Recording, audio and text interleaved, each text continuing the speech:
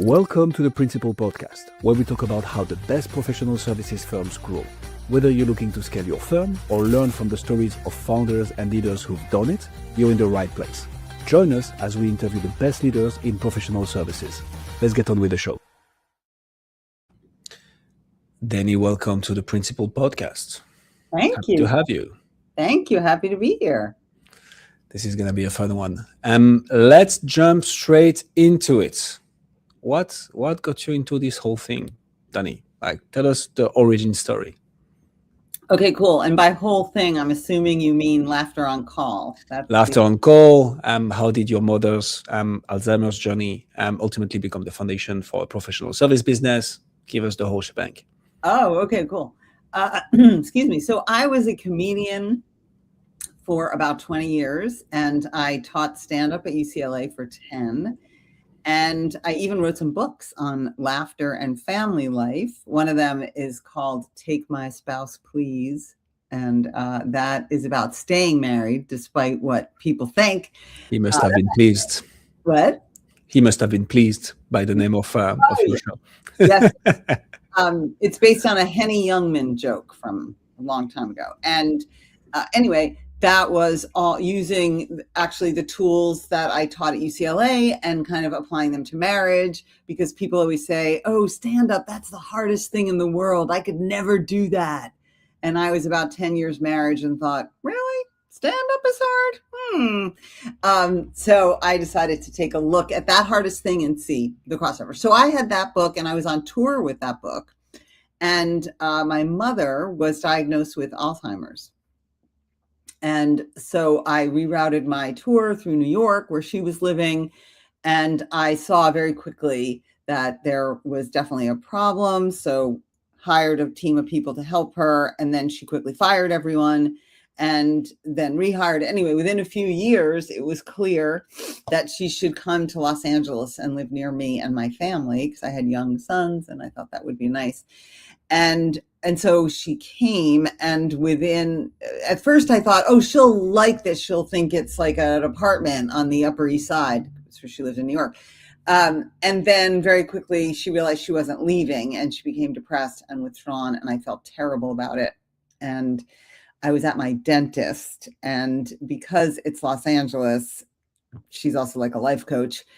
And I said, I just wish I could cheer my mother up. I feel terrible. I feel so guilty. Maybe I should hire a comedian to do it. Maybe someone not her daughter to help.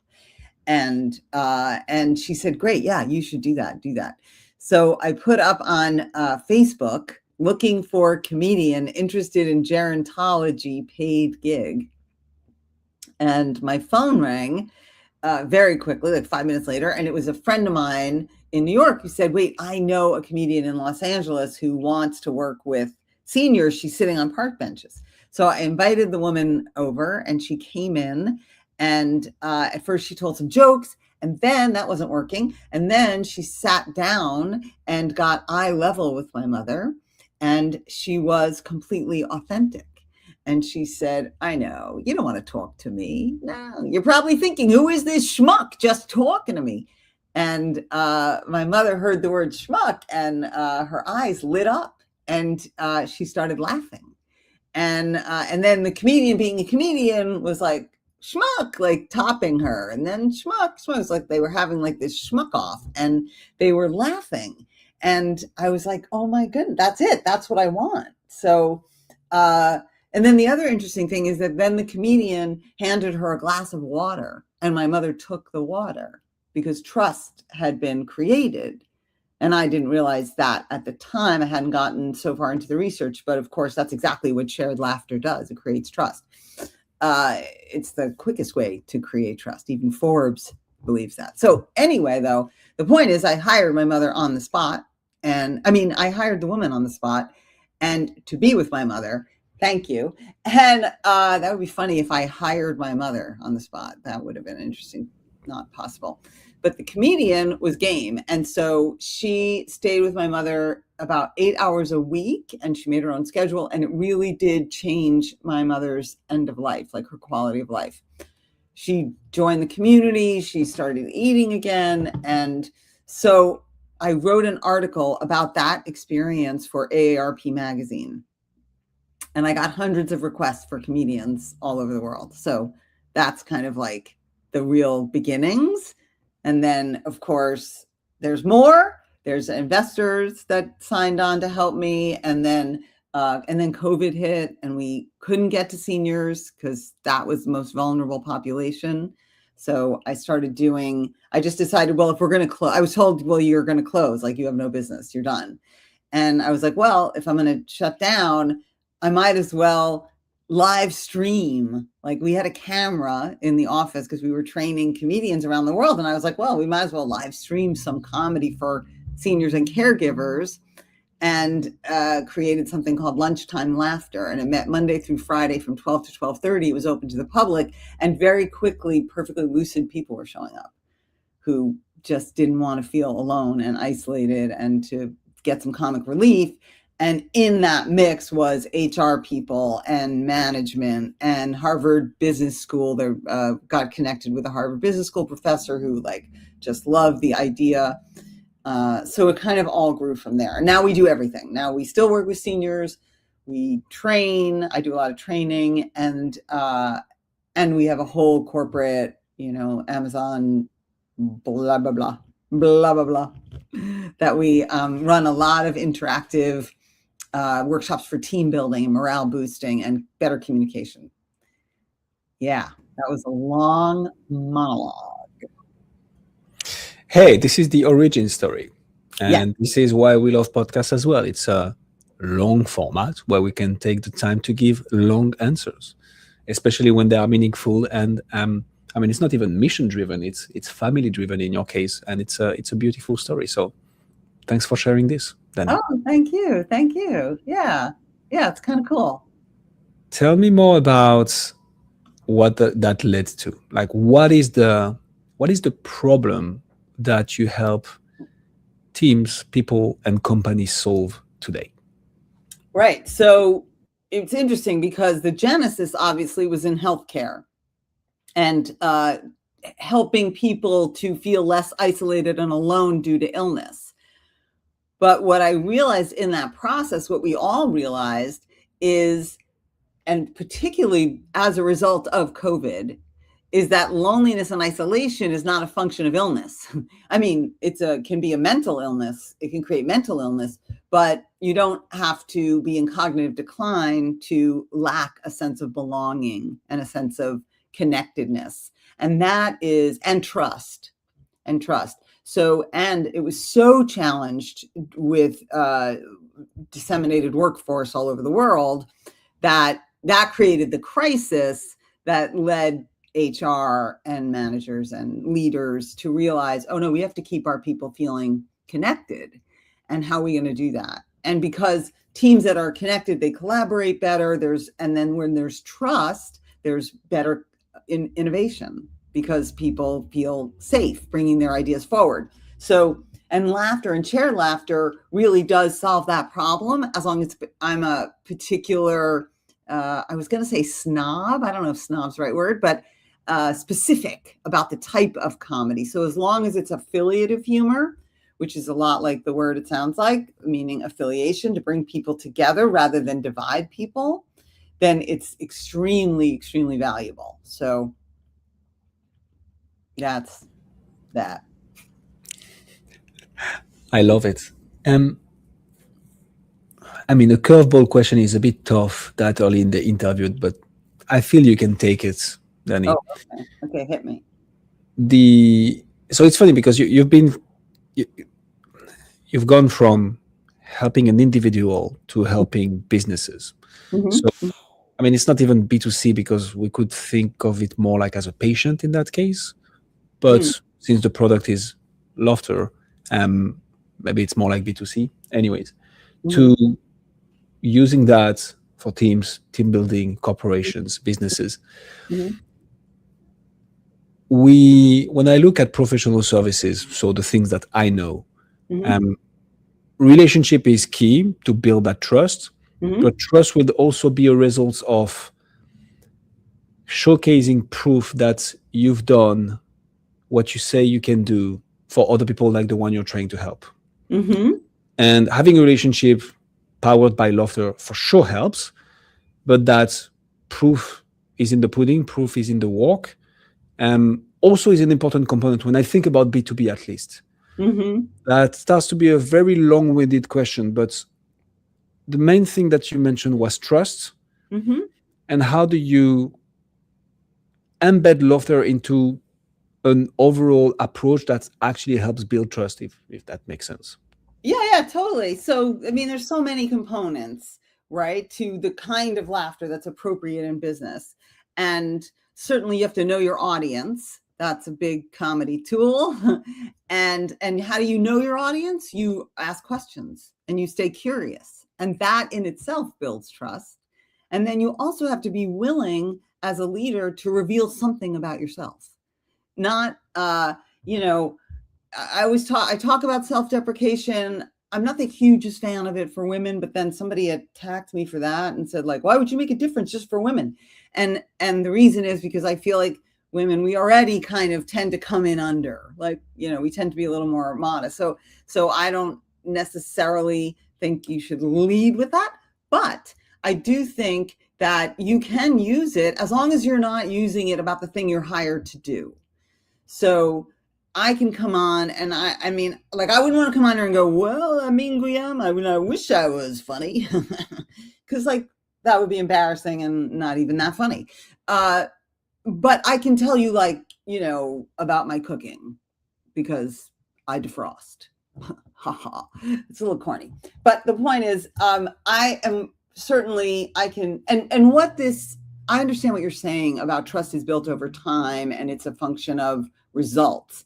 But even to get the train on the trust tracks, it helps if you can have human connection, because people are going to do their best work if they feel like they can make a mistake and it's not going to be the end of the world or their life or their employment.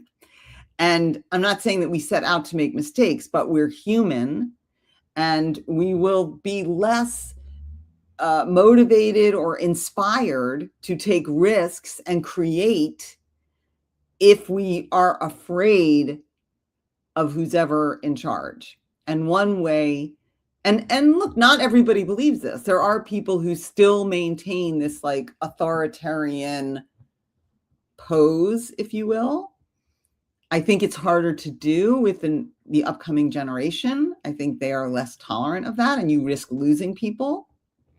But obviously, there's still people who lead with an iron fist. But in terms of where laughter's place is, I think if you're using affiliative humor and humor that knows its audience and engages and bringing some vulnerability and humanity into the room, you're going to get the best work out of people. Amen to that. Who's your favorite comedian? Oh my goodness. Who's my favorite comedian?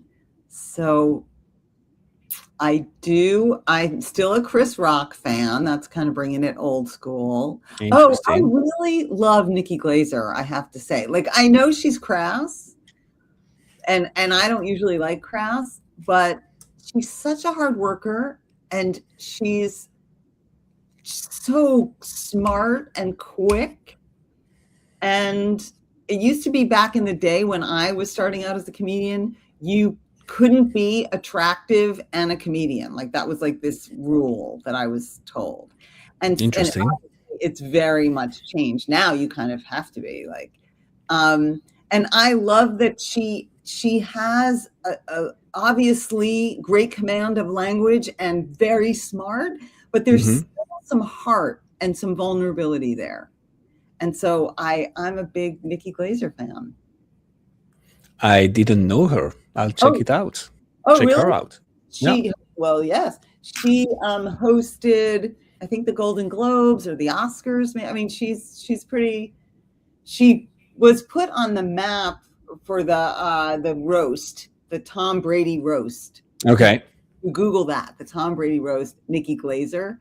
She crushed it, and that kind of put her on the map. even though she'd been around for 20 years, but she's Fair great. enough. And she's 42, so been around for 20 years means she's been starting at a young age. Yeah. Well, meetings, yeah. So back to Laughter on Call, Dani. Who is it that you help specifically? Like, do you have a specific industry, niche, company size, specific departments? Who do you work with? We do not have limitations in that respect. Like we've worked with small businesses. I do a lot of work with nonprofits. And then I said like Amazon, Microsoft, Capital One, these are recurring clients that are dealing with specific challenges. They have teams that they're merging, two departments that are being merged. They have new leadership coming in, and the leader wants to establish a connection and a camaraderie and their own presence as a leader. So, and then of course, I do a lot of healthcare worker training. So in fact, I just had a TED Talk launch like 2 weeks ago called What My Mother's Alzheimer's Teaches Us About Laughter. And that specifically addresses caregiving and how we show up as caregivers, but also it is tools for how we show up as human beings for people who are compromised. And then by extension, really just how we show up as human beings. And it's 4 tools that come from my years teaching stand-up that I have learned are really transferable. So it doesn't matter if I'm teaching at UCLA or trying to solve marital stress or dealing with Alzheimer's or dealing with international corporate teams. Like the tools are the same for showing up and letting go of the moment before and paying attention to timing and knowing your audience and embracing imperfection. That's probably the biggest one across the board. Embrace imperfection. Don't fight it. So, and have a hope, hold out hope that it's going to get better in every circumstance. That is a beautiful message. So then that makes sense. And we talk about making people laugh. And I think that addresses literally every human being on the planet, maybe at the exception of 1 or 2. We're not going to name names. That said, I can't help but think, okay, if I'm about to hire someone for that very specific service, because that's not the first thing that you're thinking when you think team building, right? Although it might be coming up more and more. Yes. When you look at options, you're probably going to want to look at people who've done something similar because it's so niche and so particular. You're probably going to want to look at someone who's not only done it, but who's done it for someone similar to you or in a similar industry at least. Right. So how do you think about branding, marketing, getting into the right rooms? I'm not talking about sales just yet. I'm really talking about that awareness, those first conversations. What has worked for you marketing-wise to get the attention of the right people, given anyone can be the right person?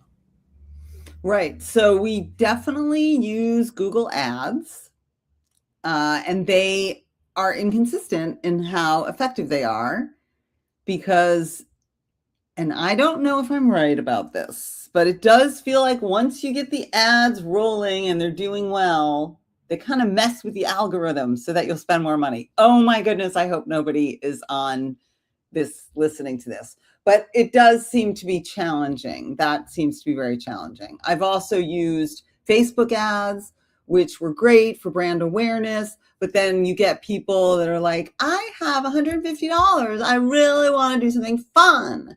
And you're like, okay, I'm really so glad for you, but I can't run a business like that. So lovely people. I think some of the other ways is conferences. I do a lot of conferences. I'm a keynote speaker at the Women's Business Enterprise Network. It was like, and I was in the room with all of their biggest supporters. So that was really helpful for General Motors and all the people that didn't know us prior to that. So that's a good one, going to conferences. Now, that's really good for brand awareness. I do get frustrated from conferences because people are so nice and they're so like, oh, I love what you do. And then you follow up and like, it doesn't always, yeah. There's a lot of that. So, but that's just like, I think I'm coming to learn like that's just business. Like it's so interesting because I used to think it was just Hollywood. And now it's not just Hollywood. It's people, it's human nature. And then when they need you, they need you. And they're like, can you be here next Tuesday for an all-day workshop? Which is great because we absolutely can. So I think those are the best ways. I mean, I was thinking about this before we met because, for example, I don't have a TikTok account. And right. And so I feel like, well, if I were fully committed, I'd have a TikTok account.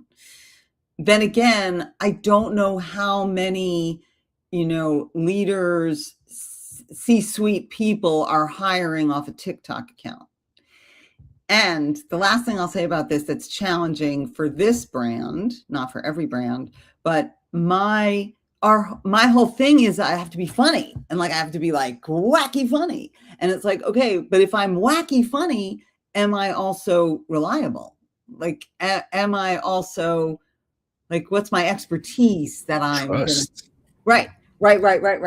Now, I feel like I have thread the needle for 20 years with this because this is going back to my UCLA days. Like, but I'd love to do wacky stuff on dance moves and, and, stuff like that. But like, I don't know if that would really help with the brand, but the TED Talk does. So there you go. The TED Talk kind of did thread the needle. You're not making my job any easier because there are so many things I want to follow up on. For the sake of the length of this interview, I won't follow up on everything. Okay. But who knows? Maybe we'll need an encore. Yeah. Using showbiz terms, Yeah. One thing I want to piggyback on, though, because I think this might be useful for the audience as well. We do think that anything can work. SEO can work, Google ads can work, Facebook ads can work, dancing on TikTok can work, going to conferences can work, podcasts can work, anything can work. It's just usually much more time and much more effort than we think it takes to make it work. Yeah. For TikTok, the way we've seen professional service firms make it work is not really, I hope someone watches my 30-second TikTok video and buys the 6-figure projects. Right. But more as in, we have an overall content strategy. We are building a brand across all platforms because once you start a conversation with someone, they will want to check you out on the platform that they prefer. And this might be TikTok.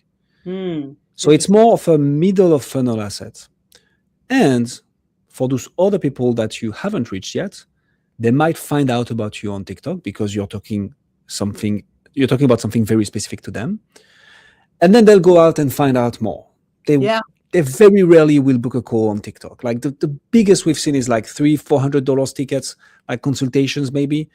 People will book a discovery call and then move forward, but it's so low ticket. Versus having a branding strategy, a content strategy on TikTok that directs people towards long form articles, white papers, ebooks, whatever, definitely works. And middle funnel, this is good as well. Mentioning it because it's great you're bringing it up. I think this is something a lot of professional service firm owners are playing with, or at least wondering. And there is a place for TikTok, in my opinion. It's just not converting the 6-figure deals right away. So conferences, Google ads, played with meta ads, although people have $150 and want something funny, so works a bit less. Tell me how you tie all this to a conversation, Dani. A sales conversation, an SOW, a letter of engagement, we rock and roll. And what I'm particularly interested in your answer, to add a bit more complexity to it, is the trust building along the process. Because as you said, your product is laughter. But to sell laughter, people need to trust and believe that you can get the benefits that you say you're going to get. And here comes the trust and the authority part. So how are you thinking about all this in your sales cycle? We really encourage phone conversation. So because I can only give you what you need if I know what you need. So I need to hear your problem and customize it. And then honestly, I have about 5 pages of testimonials from recognizable clients, like brand name people that have been very, very happy with what we do. I also can give references. Hasn't been asked in a couple years. And I will say this. I'm also, have you ever heard of Vistage? The Vistage, are you smiling? We had a few chairs on the show and a few speakers of Vistage, Okay. yes. Okay, so I'm a Vistage speaker. And here we go. Yeah. And it was rough in the beginning. I mean, for a number of reasons. It's a lot of men. God bless Vistage. I'm very happy, love working with them, but I am often walking into a conference room with 12 male CEOs. And also not people who would, as you said, even think, oh, laughter. I can't wait to have laughter. So I'm super challenged walking in the door. And what's been great about that is and they give you a lot of feedback when you're coming up the ranks. And they're not nice. They give you just the direct, and so I've had to really aggregate actual statistics and studies that prove what I'm talking about, like actual science that says, here's the deal, here's what laughter does and shared laughter does, proven. And so that's very effective. I pretty much front load conversations now. And I'm about to do a big talk in Arizona for a cancer association. And you just need to, and I learned that with Alzheimer's as well. You just need to front load it with, this is why this works. This is the effects that laughter, and particularly shared laughter using affiliative humor, can have on your culture. And once that's established, and they know, and like these 2 professors at Stanford have a book called Humor Seriously that I flog quite a bit for them because they did a lot of research. And so once you can bring that in, it makes it a little bit more legitimate. And then often we'll do 20, bring us 10 people, we'll do 20-minute virtual, like throw that out for no charge. You can see it in action. And that's helpful too. That is an amazing lead magnet. That is really good. I like that. You come in, you help teams laugh, build better connections, have better relationships, be more productive at work. And then that's it. Or how do you think about client retention? How do you get them to have the next laugh and the next laugh and the next laugh? Yes. Here's the thing. It's not only about, I mean, sometimes it is. Sometimes people are just like, we want a party, and we have something called a happier hour. And that's great. That's what we do. We make everybody laugh. Like it. Thank you. It's great to kick off a conference, break ice at the top, get everybody talking to each other and knowing each other. And the exercises are designed that people reveal little things about themselves so they get connected. That's great. But if we're talking about really, and I'm going to use a corporate phrase, moving the needle, if you want to move the needle on your culture, you have to reinforce it, just like you would if you were going to the gym and expecting one session you're going to be buff. Like, no, you have to, it takes recurring engagements. And so that is a package that is also available, where every 2 weeks or every month, once a month, we come in and we take the temperature. How's everybody doing? Are you using Yes And, which is a improv tool that's really, really valuable in terms of creating better communication.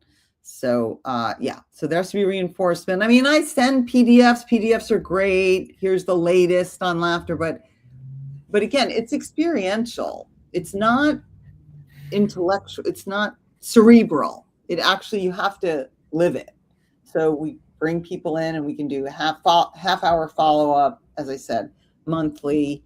The other service that I do a lot is just leadership coaching. Like, how are you going to bring some humor into the room? Because leaders who use humor are 27% more respected, and their people are 15% more motivated. And, so it's a great tool to have.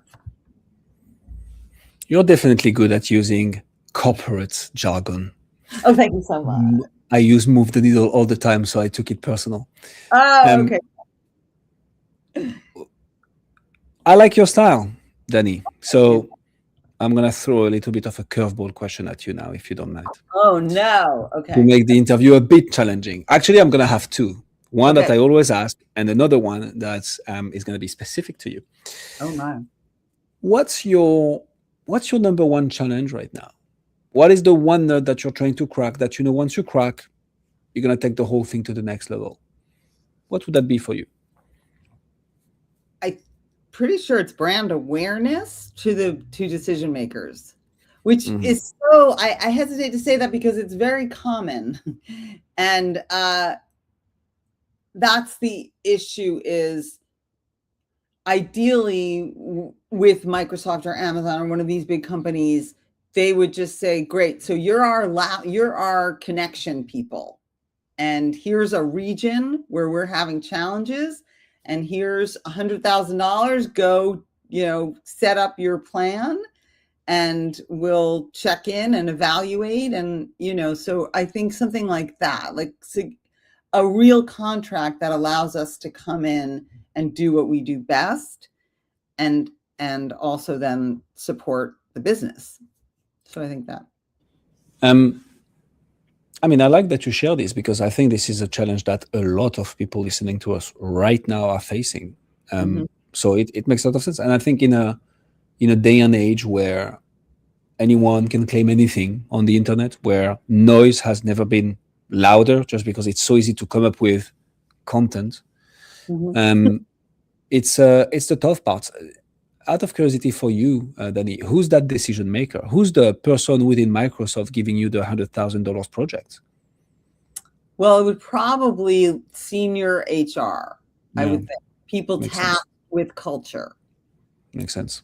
In a financial world, it could also be a managing director who has 100 people that he or she oversees, and the communication is not good.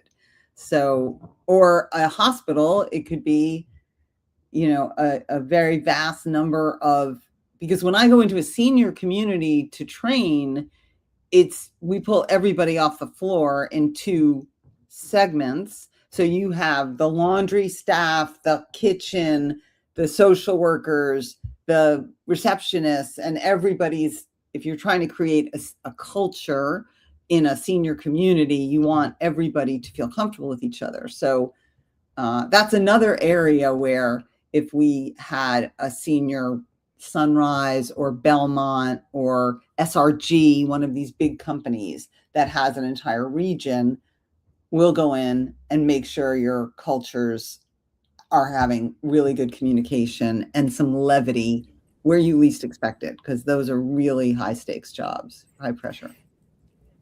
And so obviously this is a challenge, so you haven't solved it yet. I think something ultra valuable that I try to enforce on the podcast is, because we will have people facing this challenge.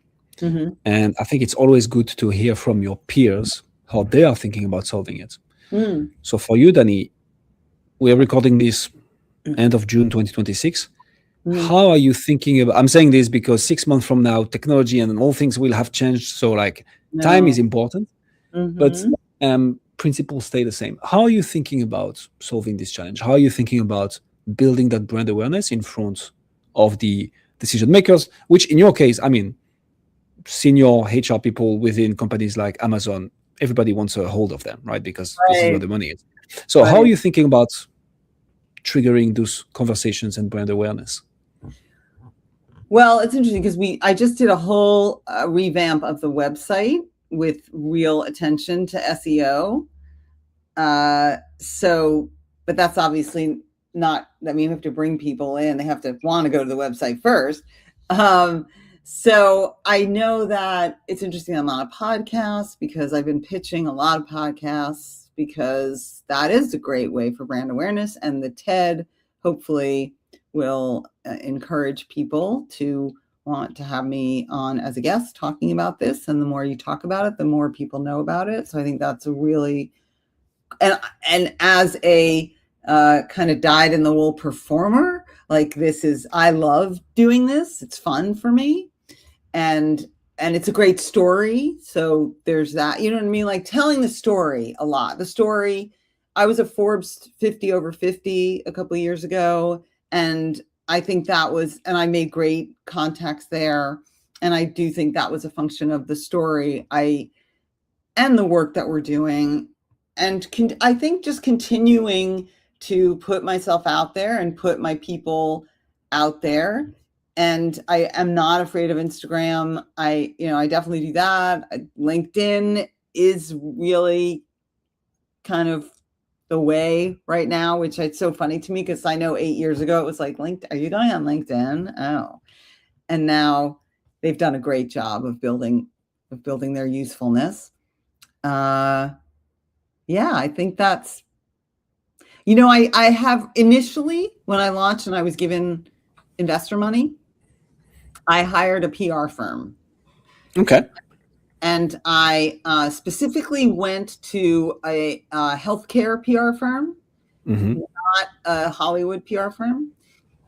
And what I liked about this company, their language on their website, what we are obsessed with, no surprise, Trust. no, moving the needle on. Oh, shoot. Yes. It's I'm the just corporate now, term. but moving the needle on how people see healthcare. And I was like, oh, yeah, okay, I like obsessed. It was the obsessed word. I was like, oh, obsessed, that's a good comedy word. And so I worked with them for like a year and a half, but I mean, to like $8,000 a month, I think they were like, that's a lot of money. I mean, I think reasonable. Right. I mean, look, obviously people have budgets of $30,000 a month for PR, Exactly. but I don't have that now. But we did get great placement, the Washington Post, the New York Times, London Times. I did a couple TV shows. So that can be valuable. That can be valuable. No. Second curveball question. How can I make this show funnier? Your show right now? Yeah. I mean, not necessarily this interview at the moment, but like, how can I make the Principal podcast, which talks about the business of professional services? How can I make this funnier? Gosh, well, you could have a background that's a little more festive. And you could have a song. You could have some music. You could have a theme song.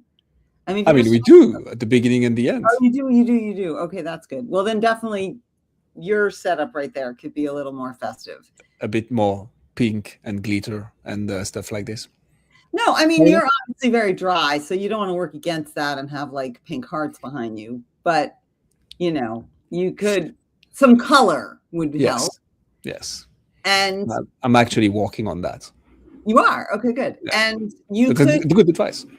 Yes, you could have a little sense of humor about your French accent. But I very much do have a sense of humor about my French accent. For people listening, Dani made a little bit of fun of it before we started the recording. That's why. And I loved it. Dani, this was an absolute masterclass. So thank you so much for coming on the Principal podcast. If people want to find out more about you, see what you do, where should they go? LaughterOnCall.com. That's the best way. Revamped website. Go and check it out. Website. Go to TED.com and look for the TEDx, What My Mother's Alzheimer's Teaches Us About Laughter. And enjoy that and share it with 4 million of your closest friends. And this has been a pleasure. And I wish you lots of laughter, because why not? Thank you very much, Dani. I wish you lots of laughter as well. We'll put all the links in the description, so go and check out what Dani does. I can say one thing for sure, Dani, is that you've gained at least one new connection on LinkedIn out of this interview. Me, I've just added you. Thank you so much for coming on the Principal Podcast. Thank you. Thanks for joining us on this episode of the Principal Podcast. We hope you've learned valuable lessons and strategies to grow your firm and take your business to the next level. Make sure to subscribe and leave us a review wherever you're listening to this show so you never miss an episode. To apply and be a guest on the show, click the link in the description. See you next time.